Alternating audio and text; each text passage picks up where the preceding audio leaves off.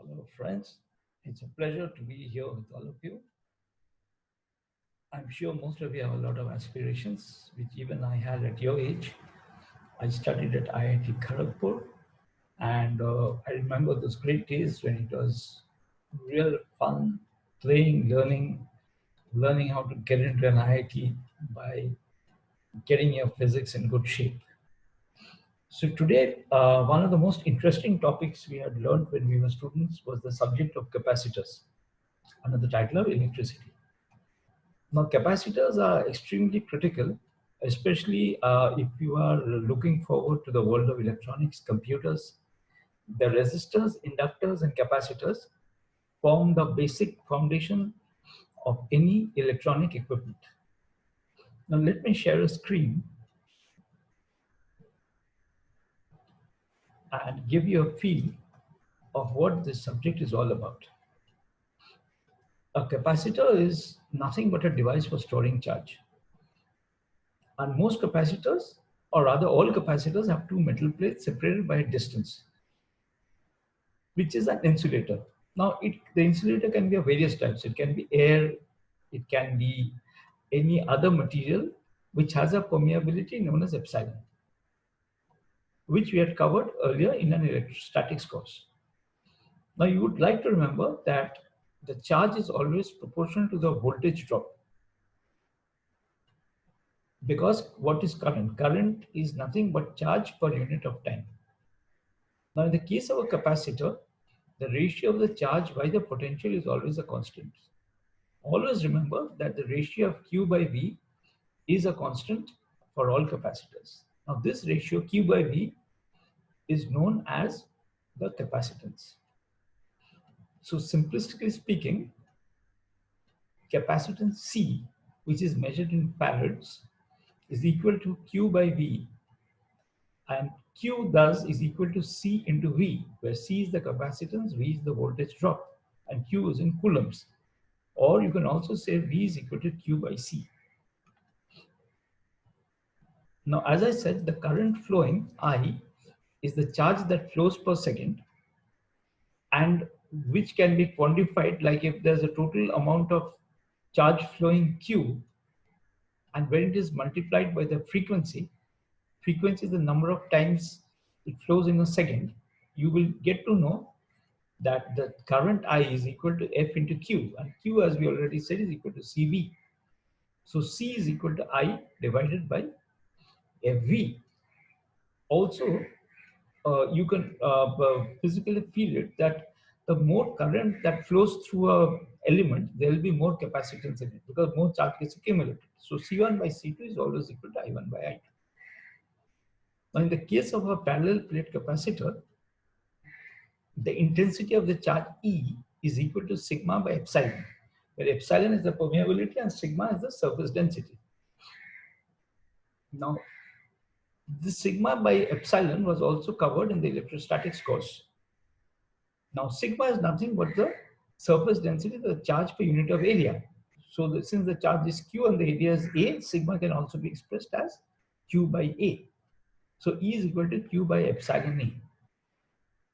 Also, the gradient of the intensity of the charge is equal to the voltage divided by the distance between the two capacitors, which is V by D. Hence, V by D is equal to Q by epsilon A, or Q by V is equal to epsilon A by D. Now that Q by V is equal to the capacitance, as we have seen earlier,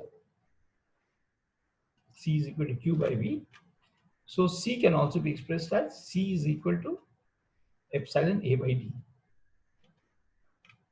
Now, usually the capacitance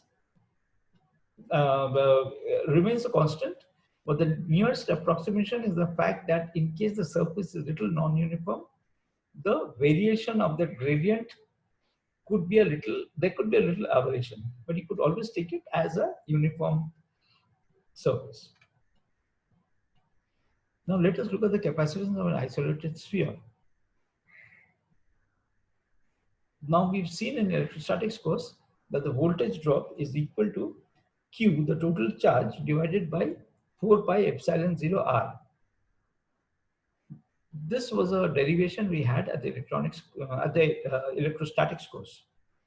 Hence, Q by V is equal to 4 pi epsilon 0 R, and Q by V is nothing but the capacitance. So the capacitance of isolated sphere is 4 pi epsilon 0 R. Now to look at an interesting live example, say if the radius is 10 centimeters, then C is equal to 4 pi epsilon 0 R, which is equal to 4 pi into epsilon 0, which is equal to 8.85 into 10 to the power minus 12. This is a very standard formula, and R here is 0.159. So which is equal to, as you simplify it, 11 into 10 to the power minus 12 farads, which is equal to 11 picofarads. Now suppose you have a concentric sphere, then what happens? The potential of the inner sphere is equal to the potential in the inner sphere, which is minus Q, is equal to Q by 4 pi epsilon 0 A, minus the impact of the charge in the outer sphere, which is Q by 4 pi epsilon 0 A minus Q by 4 epsilon 0 B. Correct? But since it's earthed, since the outside is earthed, the VB is equal to 0. Therefore, the potential difference between the two grids is equal to VA minus VB, which is equal to, as we simplify this, 1 by 4 pi epsilon 0 A into Q by A minus Q by B. This is equal to V is equal to Q by 4 pi epsilon 0 A into B minus A by AB. Now, just dividing, transposing V over here, Q by V is equal to 4 pi epsilon 0 AB by B minus A. Or the capacitance is equal to 4 pi epsilon 0 B by B minus A. Now, in the first case, we saw that the capacitance is equal to Q by 4 pi epsilon 0 R. So, what we can conclude from this, that since this denominator B minus A can be compared to the capacitance